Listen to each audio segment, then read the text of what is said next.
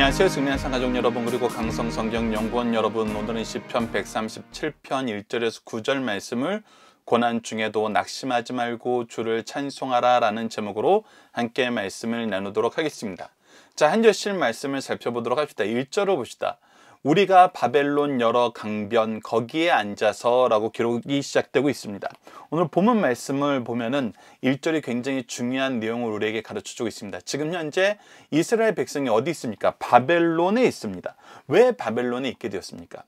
우리가 성경을 통해서 알 수 있는 것은 하나님께서 이스라엘 민족을 가나안 땅에 인도하여 주시면서 신명기 말씀을 통해서 분명히 경고한 내용이 있습니다. 하나님의 규례와 법도를 따르면 하나님께서 그곳에서 하나님의 은혜를 더하시고 축복을 더하시고 안전하게 거하게 하지만, 하나님의 율례와 법도를 떠나고 이방 민족과 혼합하여서 이방 민족이 섬기는 그 신을 섬기면은 하나님께서 분명히 심판하실 거라고 약속하셨습니다. 그 심판의 내용이 무엇이냐면 바로 이 땅을 잃게 되는 것이었습니다. 노예가 되는 것이었습니다. 세상에 속한 자들이 되는 것이었습니다. 이스라엘 민족은 하나님의 이러한 경고가 있었고, 하나님께서는 이스라엘 민족이 타락할 때마다 하나님의 종들을 보내서 이 생활에서 벗어날 것을 계속해서 말씀하셨습니다. 그러나 결국 이스라엘 민족은 하나님의 징계 안에 놓이게 되었습니다. 그래서 우리가 다니엘서를 통해서 확인할 수 있는 것처럼 이스라엘 민족은 그 땅을 잃고 이 바벨론으로 포로로 끌려가게 되고 성전까지도 회파되어 버렸습니다. 그래서 지금 현재 그 징계 안에 있습니다. 그 징계에 대한 경고의 말씀이 우리가 신명기 28장 36절로 37절에서 확인할 수 있습니다. 신명기 28장 36절로 37절을 보시다 아래 적혀 있습니다. 여호와께서 너와 내가 세울 내 임금을 너와 내 조상들이 알지 못하던 나라로 끌어 가시리니 내가 거기서 목석으로 만든 다른 신들을 섬길 것이며 라고 기록하셨습니다. 즉 하나님의 징계가 있을 때는 그들이 알지 못하는 왕에게 끌려가고 그들의 우상을 섬기는 삶을 살게 될 거라고 얘기했습니다. 우리가 다니엘서를 통해서 확인할 수 있던 것처럼 다니엘과 세 친구도 포로로 끌려가서 어떤 삶을 살게 되었습니까? 이방에게 제사 때 드려진 음식을 먹어야 되는 이방신과 이방신의 문화 안에서 그들의 주권 안에서 살아야 되는 삶을 살게 되었잖아요. 그래서 그들이 하나님 앞에 뜻을 정하고 하나님은 그들에게 은혜를 베풀어서 그곳에서 그 거룩함을 유지하는 삶을 살 수 있도록 인도해 주셨었어요. 그러나 그런 징계 안에 놓이게 된 것은 그 원인이 뭐예요? 바로 하나님의 규례와 법도를 떠났기 때문입니다. 하나님을 버리고 우상을 섬겼기 때문입니다. 아니요, 때로는 하나님을 버리지 않았다 그러면서도 어떻게 살았어요? 우상을 혼합하여 섬겼어요. 하지만 하나님께서 이것을 분명히 경고하셨습니다. 이것은 하나님을 떠난 것이다. 영적인 간음이다라고 분명히 얘기하셨습니다. 그래서 하나님께서 어떻게 하시겠다고 신명기 말씀에 계속해서 기록해 놓으시냐면, 여호와께서 너를 끌어가시는 모든 민족 중에서, 즉 하나님께서 허락하셨기 때문에, 하나님께서 심판하셨기 때문에 너희가 끌려가는 건데, 그 민족 중에서 너가 어떤 삶을 살게 되냐면 내가 놀람과 속담과 비방거리가 될 것이라는 겁니다. 이 놀람이란 건 무엇입니까? 하나님이 그렇게 사랑하시던 민족이 어찌 이렇게 몰락할 수 있는가? 속담은 어떤 것입니까? 그들이 이렇게 몰락한 데에는 이러한 이들의 어리석음과 미련함과 죄악이 있다는 그 교훈으로 남게 된다는 것입니다. 그리고 비방거리가 된다는 건 뭐예요? 이제 놀림거리가 된다는 것입니다. 그 놀림거리의 하이라이트는 뭐가 되는 것입니까? 이들의 죄악 때문에 하나님까지 비방거리가 되는 거였습니다. 그래서 우리가 시편의 여러 시 안에서 이 내용을 성도들이 회개하면서 간구하는 내용을 보게 되잖아요. 우리의 죄 때문에 하나님이 비방거리가 된 것을 하나님 기억하시옵소서. 회복하시옵소서. 우리를 용서하시고 저들을 심판하셔 주시옵소서. 이것은 미리 예언된 말씀이었습니다. 그래서 지금 현재 바벨론에 있습니다. 근데 바벨론에서 지금 이들이 무엇하고 있느냐가 오늘 말씀의 굉장히 중요한 핵심 내용입니다. 그들이 여러 강변에 거기에 앉아서 뭐합니까? 시온을 기억하며 울고 있습니다. 시온을 기억하며 운다는 것은 그들에게 주셨던 하나님의 은혜의 역사, 임재의 역사, 바로 예배의 역사를 얘기하는 것입니다. 그들이 예배 드릴 곳을 잃었습니다. 예배 드리던 성전을 잃었습니다. 그러나 그들은 여전히 그곳을 기억하고 있습니다. 그 시간을 기억하고 있습니다. 그 장소와 시간을 통해서 하나님께 구분되어서 예배드리던 그 내용을 기억하고 있습니다. 그러면서 그것이 회복되기를 울며 간구하고 있는 것입니다. 이렇게 울며 간구할 수 있는 이유는 무엇입니까? 바로 솔로몬의 입술을 통해서 하나님께 간구했던 그 기도의 내용을 하나님께서 들어주셨다고 응답하였기 때문에 하나님의 약속에 근거하여서 이렇게 울 수 있었던 것입니다. 그 약속이 무엇인지 열왕기상 8장 48절 50절을 통해서 확인해 봅시다. 자기를 사로잡아간 적국의 땅에서 온 마음과 온 뜻으로 주께 돌아와서 주께서 그들의 조상에게 주신 땅 곧 주께서 택하신 성읍과 내가 주의 이름을 위하여 건축한 성전이 있는 쪽을 향하여 주께 기도하거든. 즉 내가 이 땅을 잃고 이 성전을 잃었어도 하나님께 회개하고 하나님께 전심으로 참된 예배를 드리기 위해서 이곳을 향하여 기도하거든. 주는 계신 곳 하늘에서 그들의 기도와 간구를 들으시고 그들의 일을 돌아보시오며 주께 범죄한 백성을 용서하시며 주께 범한 그 모든 허물을 사하시고 그들을 사로잡아간 자 앞에서 그들로 불쌍히 여김을 얻게 하사 그 사람들로 그들을 불쌍히 여기게 하옵소서라고 기도했던 이 솔로몬의 기도에 근거하여서 앞으로 드릴 예배에 대해서 하나님께 드려야 되는 영적 예배에 대해서 그들이 소망을 가지게 되었다는 것입니다. 자, 이 부분을 정말 박유일 목사님 강의 집에 자세히 적혀놨는데 굉장히 중요한 내용입니다. 이들이 이 사건이 얼마나 놀라운 사건이냐면 하나님이 우리를 심판하시고 우리에게 하나님의 공의로 정말 역사하실 때에도 우리가 그 징계 가운데 있으면서도 우리가 신앙적으로 한 걸음 더 나아가고 한 걸음 더 발전하게 하시는데 그것이 무엇이냐면 이스라엘의 예배가 이 시간과 장소 안에서 굉장히 폐쇄적으로 드려지는 어떻게 보면은 형식 위주의 예배로 흘러가고 있었어요.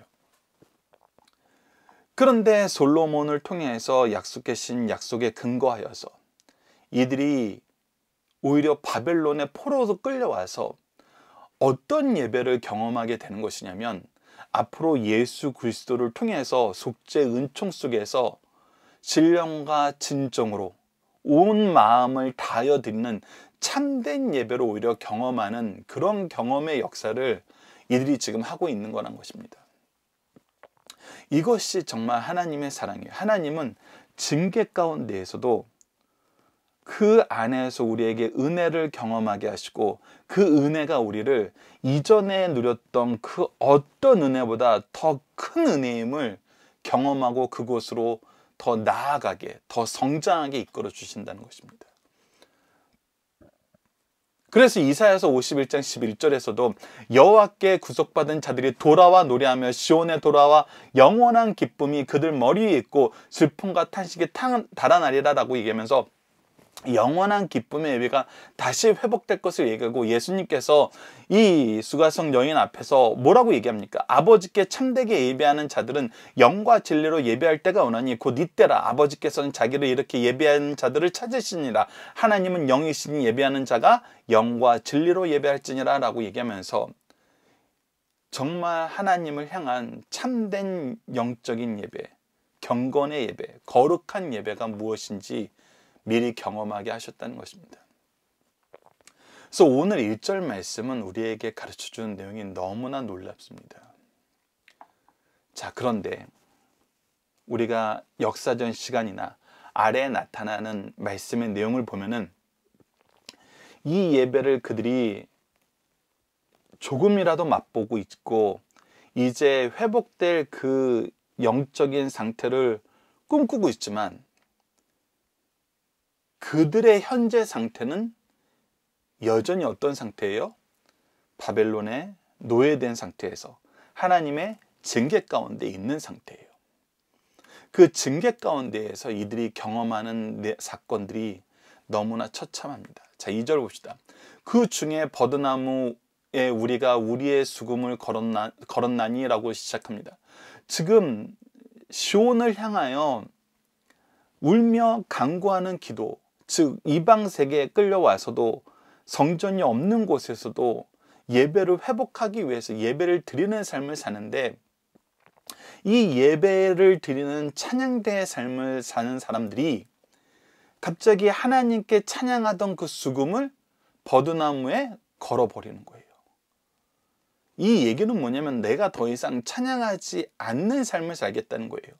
근데 왜 찬양을 멈추는 삶을 살 수밖에 없는지를 3절에서 나타나는데, 이는 우리를 사로잡은 자가 우리에게 노래를 청하며 우리를 황폐하게 한 자가 기쁨을 청하고 자기들을 위하여 무엇을? 시온의 노래 중 하나를 노래하라 함이로다.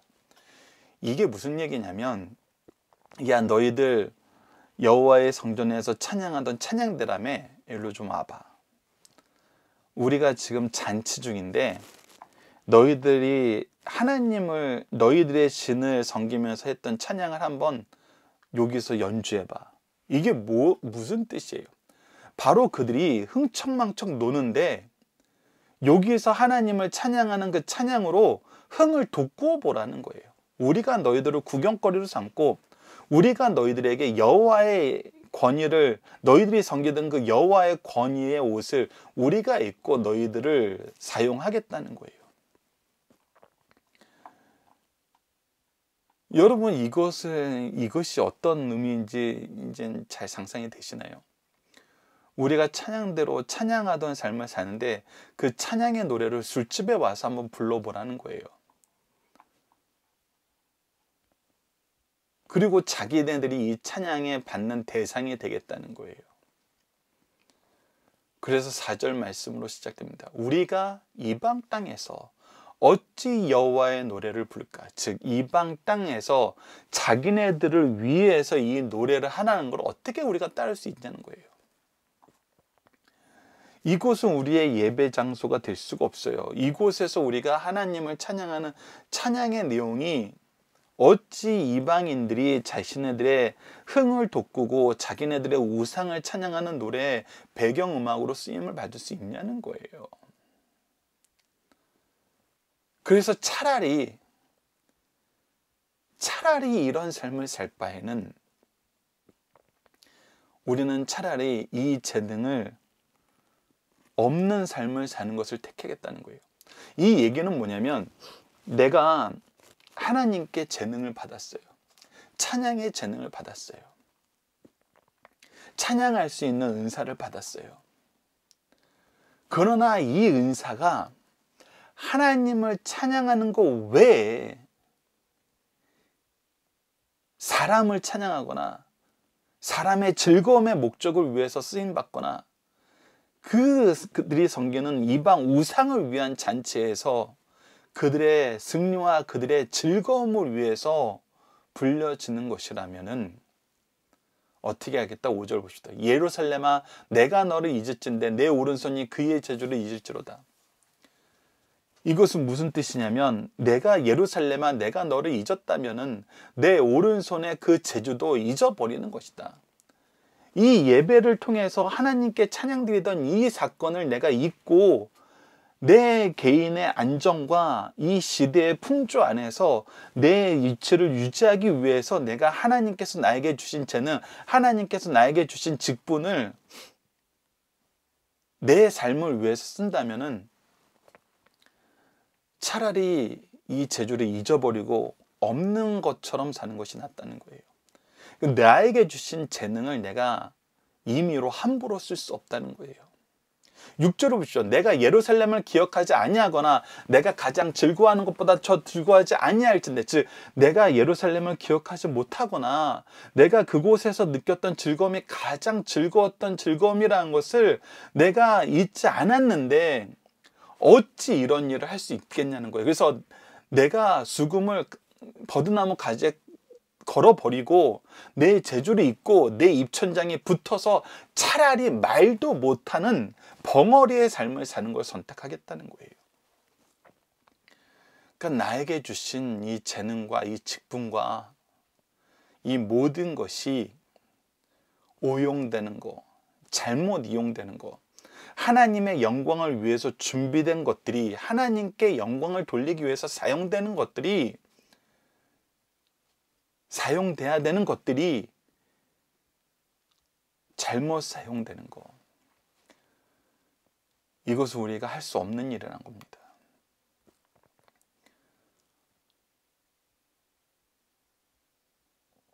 기꺼이 내가 받은 은혜가 사라지면 사라졌지, 이방인들이 자기를 위해서 우리를, 하나님을 찬양하는 찬양을, 하나님이 주신 직분을 그들의 유흥을 위해서 쓰라 그럴 때는 못하겠다는 것입니다. 그리고 이제 하나님의 통치를 다시 한번 강구합니다. 7절입니다. 여호와여, 예루살렘이 멸망하시던 날을 기억하시고, 하나님 그때를 기억하여 주시옵소서. 그때 우리의 삶을 긍휼히 여기시고 동시에 무엇을 기억해 달라는 거예요? 뒷부분을 봅시다. 에돔 자손을 치소서. 에돔 자손이 왜 나옵니까? 지금 바벨론 민족에게 포로로 끌려왔어요. 근데 왜 에돔을 얘기하는 거예요? 왜 그러냐면 이 바벨론이 이스라엘을 침략할 때, 예루살렘을 점령할 때 바로 아브라함의 후손이었던 이 이삭의 아들이었던 이 에서의 족속이 에돔이 오히려 바벨론에게 협조하여서 형제 나라를 멸망시키는 데 동참했다는 것입니다. 그래서 하나님의 뜻을, 하나님이 주신 그 영적인 의미를 잊은 자들, 하나님께서 심판하여 주시옵소서. 그들이 말이에 헐어버리라 헐어버리라, 그 기초를 헐어버리라 하였나이다. 그들이 어떻게 했냐면 이 성전이 멸망되기를 너무나 바랬고, 하나님의 통치 역사가 없어지기를 너무나 바랬다는 것입니다. 그리고 계속해서 이어집니다. 멸망할 딸 바벨론아, 지금 이들도 자신들이 죄를 짓는 것을 모릅니다. 하나님께 들려야 될 영광을 그들이 뺏어가는 것을 모릅니다. 하나님의 통치 역사를 그들이 인정하지 않고 있는 것을 깨닫지 못하고 있습니다. 그래서 그들에게 어떤 일이 일어나기를 선지자적인 예언에서 선언한 겁니까? 내가 우리에게 행한 대로 내가 갚는 자가 복이 있으리로다. 너희들이 지금 하나님을 경외하지 않고 하나님께서 주신 재능과 하나님께서 주신 직분과 그 기쁨을 너희들의 임의대로, 너희들의 즐거움으로, 너희들의 교만으로 사용하려 하는 것은 하나님께서 반드시 기억하시고 갚아주신다는 것입니다.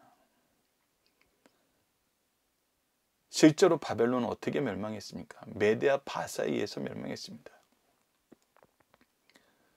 그리고 메데아 바사는 결국 어떤 나라가 됐습니까? 고레스에 의해서 예루살렘의 회복, 이스라엘 민족의 회복을 선언하는 복된 자리에 있게 되는 것을 우리가 보게 됩니다.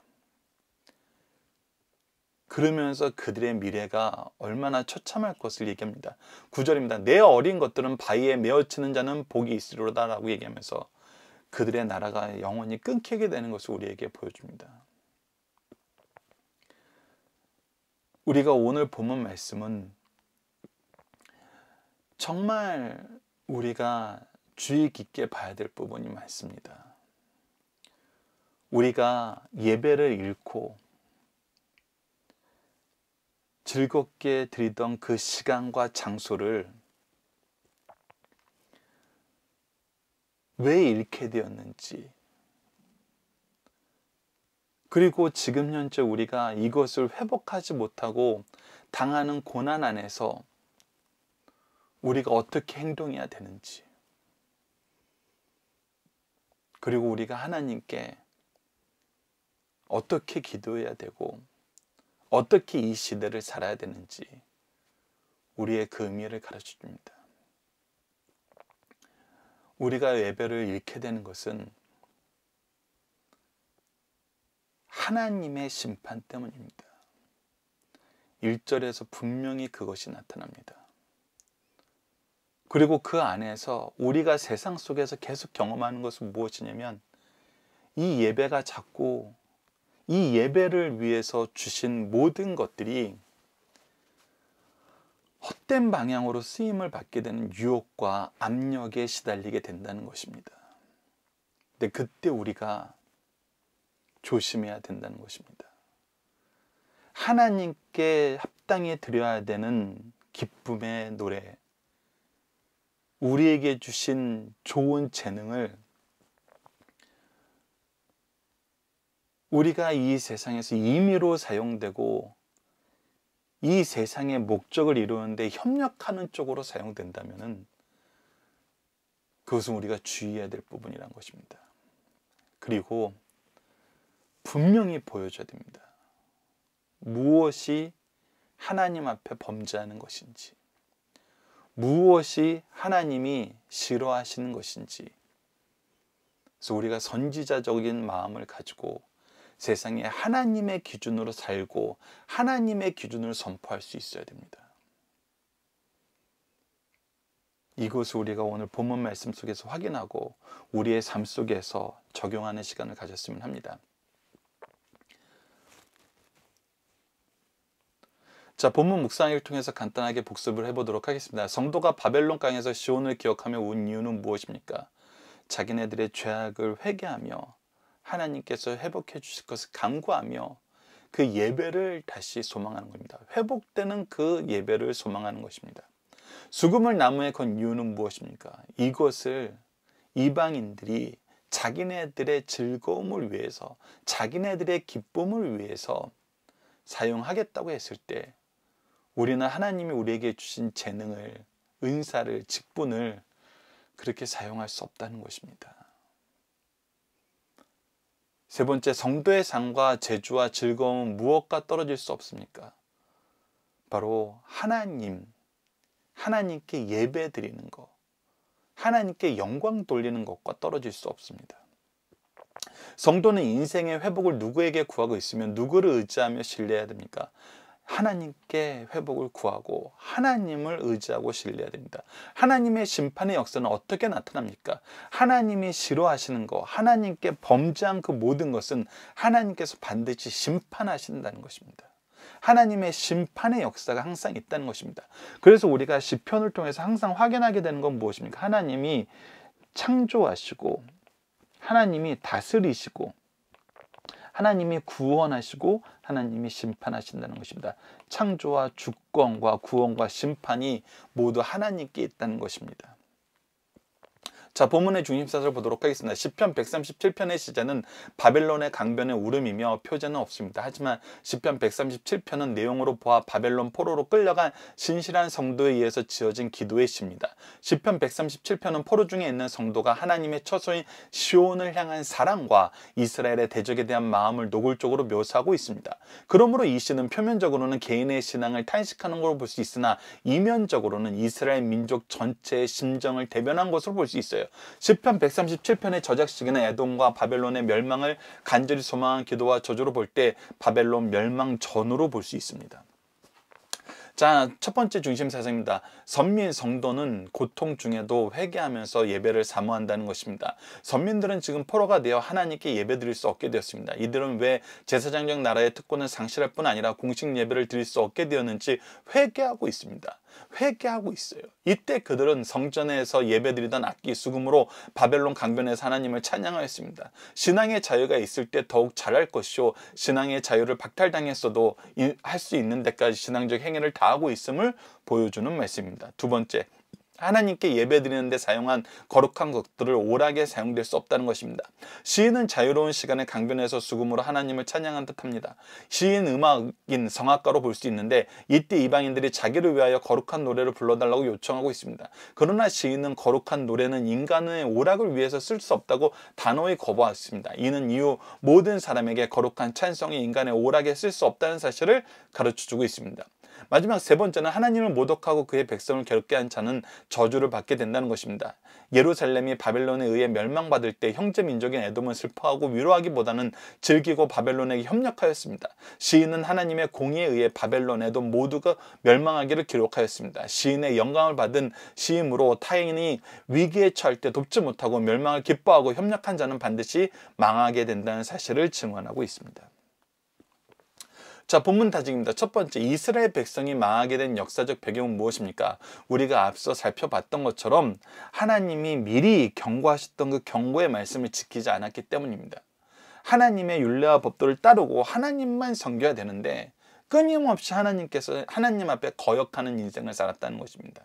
두 번째, 성전이 아닌 바벨론 강변에서 하나님을 찬양하게 된 이유는 무엇입니까? 바로 우리가 앞서 열왕기상 8장 48절에서 49절 말씀을 같이 봤던 것처럼 이곳에서 성전을 향하여 기도하고 간구하면 하나님의 은혜가 있을 약속이 있었기 때문에 이곳에서 회복을 간구한 것입니다. 그래서 이사야서 51장 11절 말씀이 속히 이루어지기를 바란 거예요. 세 번째, 시인은 하나님을 찬양하는 것으로 사람을 기쁘게 하는 일이 있다면 어떻게 되기를 바랬습니까? 이것이 아예, 이 재능이 아예 나에게 사라지기를, 내가 아예 이것을 못하는 사람이 되기를.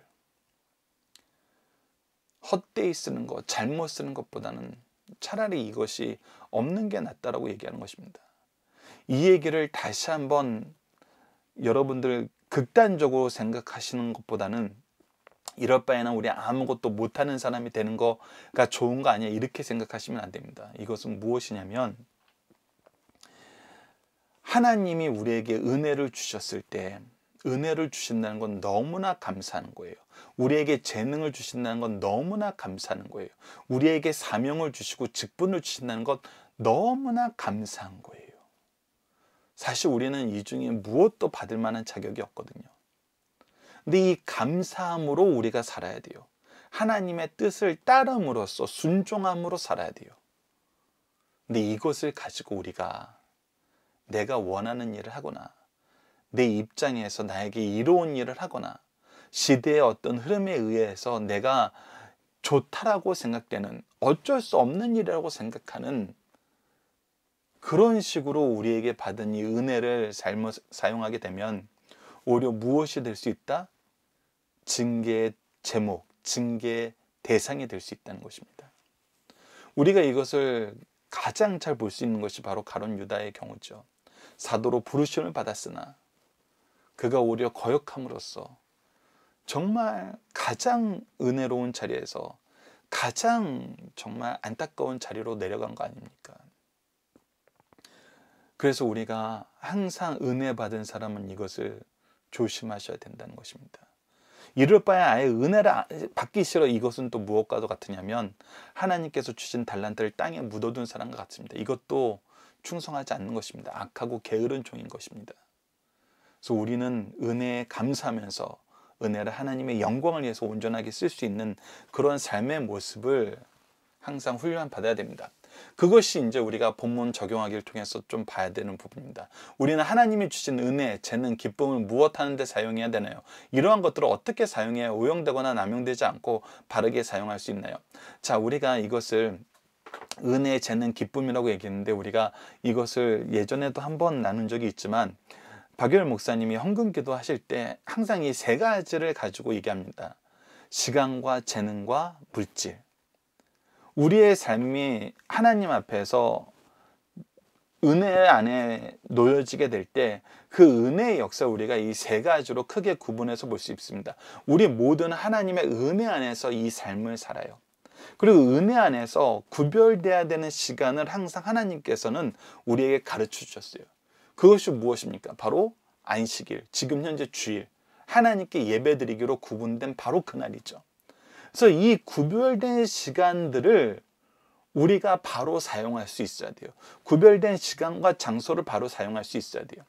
즉 우리가 예배 드리는 것은 정말 하나님이 우리에게 명령하시고 하나님의 주권 안에 있음을 알고 우리는 하나님의 주권에 순종함으로 이 예배를 드리는 거예요. 그러니까 이것은 우리가 결정할 수 있는 것이 아니에요. 그래서 가장 하나님이 기뻐하시는 모습을 항상 말씀 속에서 묵상함으로써 구분할 줄 알아야 돼요. 재능도 마찬가지예요. 이 재능이란 건 직분과 사명 등으로 나타날 수 있어요. 그래서 신명기 10장 8절을 보면 그때 여호와께서 레위 지파를 구별하여 여호와의 언약궤를 매게 하므로 하나님께서 우리를 직분을 주셨을 때는 이 직분을 위해서 우리에게 구별되어 맡기신 일들이 있어요. 사도들을 부르신 것도 뭐였어요? 예수 그리스도를 증언하게 하시기 위한 거였어요. 그래서 사도들에게 부활 이후에 나타나신 거예요. 예루살렘 교회가 일꾼을 세울 때도 뭐였어요? 어려운 사람 도울 수 있는 사람으로 맡겨야 되는 사명이 있었어요. 그래서 이것을 우리가 잘 알아야 돼요. 그리고 물질은 하나님께서 하나님의 축복의 통로로 쓰시고 이것도 분명히 구분하여서 쓰게 만드셨어요. 근데 이 모든 것이 무엇하고 연결이 됩니까? 오늘 본문 말씀에서도 은혜와 재능과 기쁨은 무엇 안에서 이루어지는 것이 가장 아름다운 것이었어요. 바로 예배였어요. 그래서 우리가 오늘 본문 말씀과 박요일 목사님이 평상시에 우리에게 주신 시간과 재능과 물질이 모두 하나님이 주신 것으로 알고 하나님이 기뻐하시는 뜻 안에서 사용하게 해달라는 이 내용을, 성경의 가르침을 연결해서 보면은 우리가 무엇을 볼 수 있냐면, 우리에게 주신 모든 것은 우리가 예배를 위해서 사용해야 되고, 우리가 은혜의 통로가 된다는 것은 우리가 하나님께 드리는 신령과 진정으로 드리는 이 예배로 인도하는 데 써야 된다는 거예요. 예배를 위해 쓰고 예배로 인도하는 데 쓰는 거. 이것이 가장 잘 사용되고 오용되고 남용되지 않는 방법으로 사용되는 것입니다. 이것을 이제 바꿔서 반대쪽으로 얘기하면 어떻게 쓰는 것이 오용되고 남용되고 잘못 사용되는 거예요. 첫 번째, 예배를 위해서 사용하지 않고 우리가 살면 이건 잘못 사용하는 거예요. 두 번째, 더 중요한 거예요. 우리가 먼저 받은 은혜 때문에 우리가 이 은혜를 자랑하고 은혜를 우리 마음대로 사용함으로써 원래 하나님께 인도받아서 교회에 나오던 사람들이 나오지 않게 된다면 우리 이건 너무나 잘못하게 사용하는 거예요. 예배를 위해서 예배로 인도하기 위해서 사용돼야 되는 것들이 예배 외적인 것에 사용되고 오히려 사람들이 예배에서 떠나게 만드는 데 사용된다면, 특히 무엇이, 내 직분이, 내 사명이, 여러분들이 이거 우리 주위에 많이 보잖아요. 연약한 영혼을 넘어지게 하는데 내 직분이 사용되고, 내 이익을 위해서 누군가를 교회에서 쫓아내기 위해서 내가 이 직분을 남용한다면은 이건 내가 하나님의 은혜 안에서 사는 것이 아니에요. 오히려 심판을 자처하는 것이란 겁니다.